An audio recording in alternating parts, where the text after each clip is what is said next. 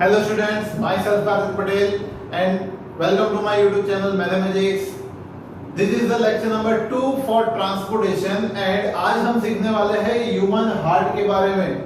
जैसे आपने human digestive system पढ़ा था, आपने ह्यूमन रेस्पिरेशन सिस्टम पढ़ा था और वो दोनों टॉपिक जिस तरह से बॉडी के लिए बहुत ही इंपॉर्टेंट है, वैसे ही human heart is also one of the most important topic in this chapter, जो कि बोर्ड के एग्जाम में अब तक कई बार पूछा चुका है एंड ये एक ऐसा टॉपिक है जो कि आपको लर्न कर ही देना है कुछ भी हो।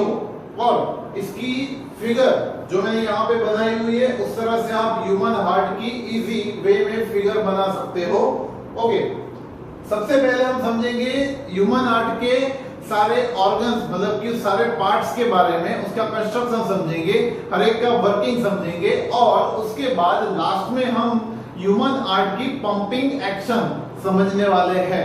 ठीक है, सबसे पहले स्टार्ट करें कि ह्यूमन हार्ट, जैसे कि आपको पता है कि human heart is a muscular organ, एक मसल्स का बना हुआ ऑर्गन है। उसमें कहीं पे बोन्स नहीं आए हुए होते हैं, नहीं कहीं पे कार्टिलेज होता है, एक मसल्स का बना हुआ एक ऑर्गन है और उसकी जो साइज होती है वो साइज में कितना होता है, तो एक अनुमान करें अगर हम अप्रोक्सीमेशन से, वो हमारी लेफ्ट फिस्ट जितना होता है, मतलब कि ये बंद मुट्ठी जितनी होती है लेफ्ट आर्म की, उसके जितना ह्यूमन हार्ट होता है। मतलब कि जैसे कोई इंसान अगर छोटा होता है, मतलब कि उसकी साइज छोटी होती है, जैसे कि 2-3 साल का बच्चा होता है, तो उसकी फिश की साइज जिस शेप की होती है, जिस साइज की होती है, उस साइज का उसका हार्ट होगा।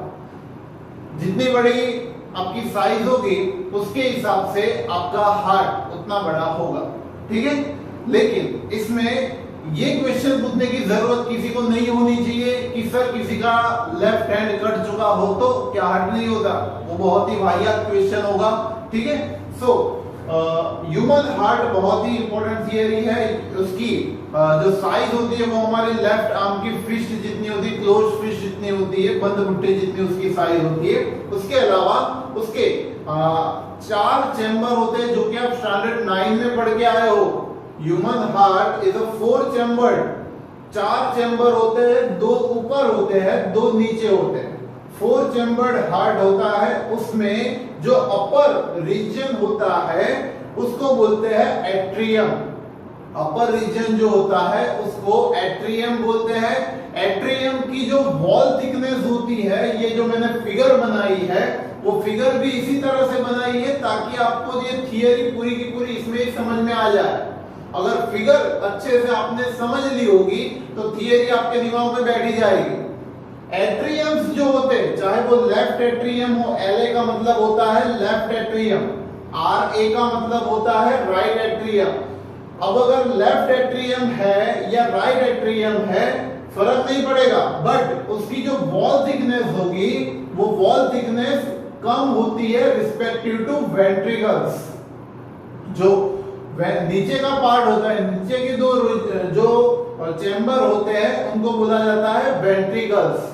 सो एक लेफ्ट वेंट्रिकल होता है और दूसरा राइट वेंट्रिकल होता है। उसकी वॉल थिकनेस जैसे कि आपको यहाँ पे दिख रहा है वो थोड़ी सी थिक रखी जाती है, बिकॉज यहाँ पे कंप्रेस्ड, मतलब कि प्रेशराइज्ड ब्लड यहाँ पे आने वाला है और प्रेशराइज्ड ब्लड अगर यहाँ पे आएगा और उसकी वॉल थिकनेस अगर कम होगी तो यहां से ये ब्रेक होने के चांसेस हो सकते हैं। इसलिए यहां पे इसकी जो साइज है, इसकी जो वॉल थिकनेस है वो थोड़ी सी ज्यादा रखी हुई होती है। अब इसके साथ साथ left atrium and left ventricles के बीच में एक वाल रखा होता है। It is a one sided वाल, जिसको बोलते हैं बाइक्यूस्पिड वाल। वन साइडेड वाल का मेरा मतलब ये है कि एक बार अगर ब्लड यहां से यहां पे चला गया, मतलब कि एट्रियम से वेंट्रिकल्स में ब्लड एक बार जाता है तो उसका बैक फ्लो नहीं होता है, मतलब कि ब्लड वापस से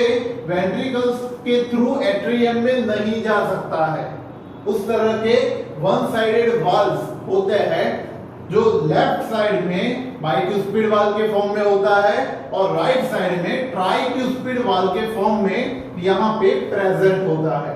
अब उसके ही साथ साथ आपको ये भी समझना है कि यहाँ पे चारों चैम्बर को सेपरेट करने के लिए एक सेप्टम आया हुआ होता है। सेप्टम क्या वर्क करता है कि सेप्टम ये चारों चैम्बर्स में जो भी ब्लड फ्लो हो रहा है उनको इंटरमिक्स नहीं होने देगा, मतलब कि एक दूसरे में मिक्स नहीं होने देगा। और एक आपकी इंफॉर्मेशन के लिए आप समझ लो कि जो लेफ्ट पार्ट होता है, लेफ्ट पार्ट वो ऑक्सीजनेटेड ब्लड से फिल हुआ होता है और राइट पार्ट पूरा मतलब एट्रियम भी आ गया और वेंट्रिकल्स भी आ गए, ये दोनों के दोनों में डीऑक्सीजनेटेड ब्लड रहता है। अब ऑक्सीजनेटेड का मतलब ये होता है कि ब्लड में ऑक्सीजन कंटेंट है और डीऑक्सीजनेटेड का मतलब ये होता है कि ब्लड में ऑक्सीजन नहीं है, ब्लड में कार्बन डाइऑक्साइड। अब आपको भी पता है कि ब्लड में कब कार्बन डाइऑक्साइड होता है और ब्लड में कब ऑक्सीजन होता है। तो आपको ये समझना है कि जहां से मतलब कि बॉडी के सारे ऑर्गन्स के सारे सेल्स में से जब रेस्पिरेशन प्रोसेस के थ्रू एनर्जी जनरेट हो जाती है उसके बाद कुछ कार्बन डाइऑक्साइड गैस जनरेट होता है मेटाबॉलिक प्रोसेस में, और वो मेटाबॉलिक प्रोसेस में जो कार्बन डाइऑक्साइड गैस जनरेट होता है वो कार्बन डाइऑक्साइड गैस ब्लड के थ्रू हमारे हार्ट में लाया जाता है। मतलब कि ये जो ब्लड है वो डीऑक्सीजनेटेड ब्लड होगा और ये जो डीऑक्सीजनेटेड ब्लड है उसको यहाँ पे मतलब कि दोनों पार्ट में होगा। जैसे कि हमारा हार्ट की पोजीशन की अगर हम बात करें तो हार्ट हमारे जो लंग्स होते हैं मतलब कि लंग्स जहां पे होते हैं लंग्स के फ्रंट साइड में और रिब्स के बैक साइड में होते हैं। ह्यूमन रेस्पिरेशन सिस्टम ने हमने समझा था एक साइड पे सपोज की मैं इस तरह से अगर खड़ा हूं तो यहाँ पे सपोज की रिब्स है, यहाँ पे सपोज की लंग्स है, यहाँ पे रिब्स, यहाँ पे लंग्स, तो उसकी फ्रंट साइड मतलब उन दोनों के बीच में हार्ट प्रेजेंट होता है और heart little bit left side मतलब कि यहाँ पे जैसे कि ये फ्रंट हम खड़े हैं तो लिटिल एग्जैक्ट सेंटर में नहीं लिटिल बिट लेफ्ट साइड ये प्रेजेंट होता है। मतलब चेस्ट केविटी में ये लेफ्ट साइड पे हार्ट प्रेजेंट होता है। तो मतलब यहाँ पे अगर हार्ट प्रेजेंट है, मेरी हाइट यहाँ पे है तो यहाँ पे अगर हार्ट प्रेजेंट है तो हार्ट के ऊपर का जितना रीजन है मतलब कि हमारा माइंड आ गया कि या फिर हमारा ये फेस आ गया, उसमें जितना भी ब्लड होगा वो अपर वेना कावा के थ्रू वो राइट एट्रियम में एंटर होगा और लोअर जितना रीजन होता है मतलब कि हार्ट के नीचे के जितने की बॉडी के पार्ट्स होते हैं उन सब में से आया हुआ जो ब्लड होता है वो लोअर वेना कावा से ये राइट एट्रियम में एंटर होता है। समझ रहे हो? अभी इसके ही साथ साथ ये वेना कावा मतलब कि एक टाइप की वेन्स है जो कि यहाँ पे ब्लड को एंटर कर रही है। अब दो टाइप की ब्लड कैपिलरीज होती है, एक आर्टरीज होती है और दूसरी वेन्स होती है जो कि आप स्टैंडर्ड 9 में पढ़ चुके हो। Arteries and veins. अब आर्टरीज एंड वेन्स का काम क्या होता है? सो आर्टरीज ऑक्सीजनेटेड ब्लड को ट्रांसफॉर्म करने का काम करती है और वेन्स जो होते हैं वो डीऑक्सीजनेटेड ब्लड को ट्रांसपोर्ट करने का काम करते हैं। ठीक है, लेकिन यहाँ पे मैंने पल्मोनरी आर्टरीज लिखा हुआ है मतलब कि आर्टरीज से बिल्कुल ही उल्टा काम करेगा। आर्टरीज क्या करती है? ऑक्सीजनेटेड ब्लड को ट्रांसपोर्ट करने का काम करती है, लेकिन हार्ट में से जो डीऑक्सीजनेटेड ब्लड होगा वो डीऑक्सीजनेटेड ब्लड लंग्स में पहुंचाने का काम मतलब कि कार्बन डाइऑक्साइड वाला ब्लड लंग्स में क्यों जाता है? ऑक्सीजन लेने के लिए और कार्बन डाइऑक्साइड देने के लिए, तो उसको लंग्स में पहुंचाने का काम करते हैं पल्मोनरी आर्टरीज। एंड लंग्स में जब एक्सचेंजिंग प्रोसेस हो जाती है उसके बाद लंग्स में से वो ब्लड को वापस से लेफ्ट एट्रियम में लाने का काम करते हैं पल्मोनरी वेन्स। ठीक है, तो ये उसके फंक्शन के बिल्कुल ही अपोजिट चीज हुई। मतलब आर्टरीज में ऑक्सीजनेटेड ब्लड पास होना चाहिए बट यहाँ पे पल्मोनरी आर्टरीज है, तो पल्मोनरी आर्टरीज में डीऑक्सीजनेटेड ब्लड ट्रांसफर होगा। और पल्मोनरी वेन्स में एक्चुअली जो नॉर्मल वेन्स होती है उसमें डीऑक्सीजनेटेड ब्लड ट्रांसफर होना चाहिए, बट पल्मोनरी वेन्स में ऑक्सीजनेटेड ब्लड ट्रांसफर होगा। सो हार्ट के केस में ये वेन्स एंड आर्टरीज को थोड़ा सा चेंज किया जाता है। उसके अलावा अब ये सारे ऑर्गन्स के बारे में, उसकी कंस्ट्रक्शन के बारे में मैंने आपको समझाया कि हर एक में जो भी पार्ट्स आए हुए हैं वो किस तरह से डिवाइडेड है। अब आपको ये समझना है कि उसकी पंपिंग एक्शन क्या होगी। पंपिंग एक्शन का मतलब ये है कि यहाँ से ब्लड पंप होता है, पंप मतलब कि उसको फोर्स मिलता है, तो वो फोर्स किस तरह से और क्यों मिलता है। सो ये मस्कुलर ऑर्गन है और ये जो एक्चुएट होता है वो हमारे माइंड के थ्रू, हमारे माइंड के कुछ पार्ट्स है जिसके थ्रू ये एक्ट होता रहता है और ये अपनी पोजीशन को मेंटेन करता है। मतलब कि अपनी जो एक्टिविटी है, अगर हम सो भी जाते हैं या फिर हमारा ध्यान नहीं भी होता फिर भी ये अपनी एक्टिविटी चालू रखता है। ठीक है, हमें हार्ट को बोलना नहीं पड़ता कि भाई तू अपनी पोजीशन चालू रखना, अपनी ऐसा आपको बोलना पड़ता है नहीं, बट ये अपनी एक्टिविटी चालू रखेगा बिकॉज अपना माइंड जो है वो उसको गाइड करता रहे। ठीक है, ओके। अब इसके अलावा सारे मतलब कि अपर बॉडी से और लोअर बॉडी, अब पंपिंग एक्शन इसकी समझ लेना, यहाँ पे कौन सी प्रोसेस हो रही है। सपोज कि अपर बॉडी या लोअर बॉडी से जो भी डीऑक्सीजनेटेड ब्लड है, मतलब कार्बन डाइऑक्साइड वाला ब्लड है, वो सब कलेक्ट होता है कहां पे, राइट एट्रियम में। राइट एट्रियम में यहाँ पे डीऑक्सीजनेटेड ब्लड कलेक्ट होता है। उसके बाद जब ये कंप्रेस होता है, मतलब कि राइट एट्रियम जब कंप्रेस होता है तो उसमें से सारा ब्लड आता है नीचे थ्रू दिस ट्राइक्यूस्पिड वाल्व। ट्राइक्यूस्पिड वाल्व के थ्रू ये पूरा का पूरा डीऑक्सीजनेटेड ब्लड आएगा यहाँ पे। ओके, अब वो ब्लड आएगा राइट वेंट्रिकल्स में। राइट वेंट्रिकल्स जब कंप्रेस होंगे तब ये वन साइडेड वाल्व है, मतलब यहाँ पे ब्लड बैक फ्लो नहीं हो पाएगा, यहां से ब्लड जाएगा इसके थ्रू, पल्मोनरी आर्टरीज के थ्रू वो जाएगा लंग्स में। ठीक है, सो यहां पे हम लिख सकते हैं ये लंग्स में जाएगा टू लंग्स। लंग्स में प्रोसेस ये होती है कि ब्लड जो है उसमें जो कार्बन डाइऑक्साइड है वो कार्बन डाइऑक्साइड को सप्लाई करता है और ऑक्सीजन को एब्जॉर्ब करता है, मतलब कि वन टाइप की एक्सचेंज प्रोसेस हुई, एक हाथ से दिया दूसरे हाथ से लिया, ऑक्सीजन उसने कलेक्ट कर लिया, मतलब कि it converts in oxygenated blood. अब ऑक्सीजनेटेड ब्लड में कन्वर्ट होने के बाद वो ब्लड पल्मोनरी वेन्स के थ्रू कलेक्ट होता है लेफ्ट एट्रियम में। लेफ्ट एट्रियम जब कंप्रेस होती है उसके बाद वो ब्लड बाइक्यूस्पिड वाल्व के थ्रू जाता है लेफ्ट वेंट्रिकल्स में, और लेफ्ट वेंट्रिकल जब कंप्रेस होता है तब वो ब्लड यहां पे ट्रांसफर होता है to different parts of the body. तो यहां पे कंप्रेस होने के बाद ब्लड जब पास होता है तो वो कंप्रेशन वाला ब्लड होता है, उसका प्रेशर हाई होता है, इसलिए जो आर्टरीज होती है, मतलब कि आर्टरीज एंड वेन्स, दो चीज मैंने आपको बताई, जो आर्टरीज होती है उसकी वॉल थिकनेस ज्यादा होती है क्योंकि उसको कंटिन्यूअसली प्रेशराइज्ड ब्लड को ही पास करते रहना है। अगर प्रेशर ज्यादा हुआ तो आर्टरीज फट भी सकती है, तो ऐसा ना हो इसके लिए उसकी वॉल थिकनेस ज्यादा रखी जाती है आर्टरीज की।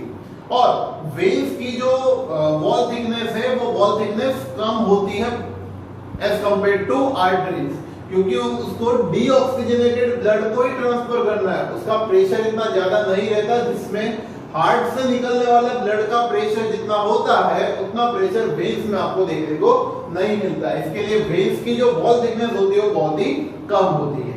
ठीक है, अब पूरी एक्शन एक साथ हम देखते हैं इसमें एक्चुअली क्या होता है। तो सारे बॉडी में से, मतलब अपर एंड लोअर बॉडी में से जो डीऑक्सीजनेटेड ब्लड है वो एक बार यहाँ पे कलेक्ट होता है और ऑक्सीजनेटेड ब्लड है वो यहाँ पे कलेक्ट होता है, लंग्स के थ्रू आया हुआ ऑक्सीजनेटेड ब्लड यहाँ पे, दोनों कलेक्ट हुए।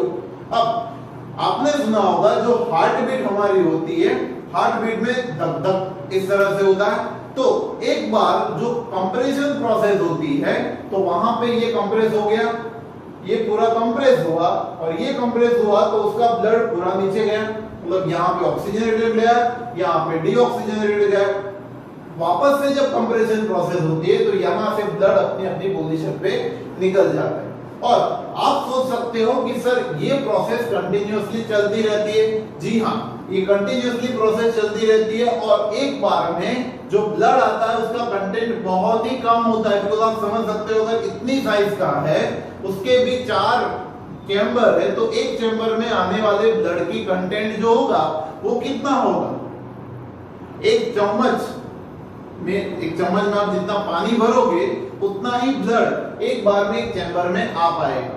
तो कंटिन्यूअसली ये प्रोसेस चलती रहती है। जो नॉर्मल हमारी हार्ट बीट होती है वो 70 to 80 के बीच में होती है। 72 is a normal heart beat. तो ये जो नॉर्मल हार्ट बीट होती है तो एक मिनट में 72 टाइम्स ये कंप्रेस होता है, 72 टाइम्स ये प्रोसेस होती है और 72 टाइम्स यहाँ से ऑक्सीजनेटेड ब्लड बाहर निकलता है और यहाँ से लंग्स में पहुंचता है। ये कंटिन्यूअसली प्रोसेस चलती रहती है और जब इंसान की डेथ हो जाती है तब ये उसकी जो हार्ट बीट है वो बंद हो जाती है। तो यहाँ से जो ब्लड का सप्लाई है वो ब्लड का सप्लाई रुक जाता है, तो मतलब ट्रांसपोर्टेशन सिस्टम यहाँ पे स्टॉप हो जाती है। समझा?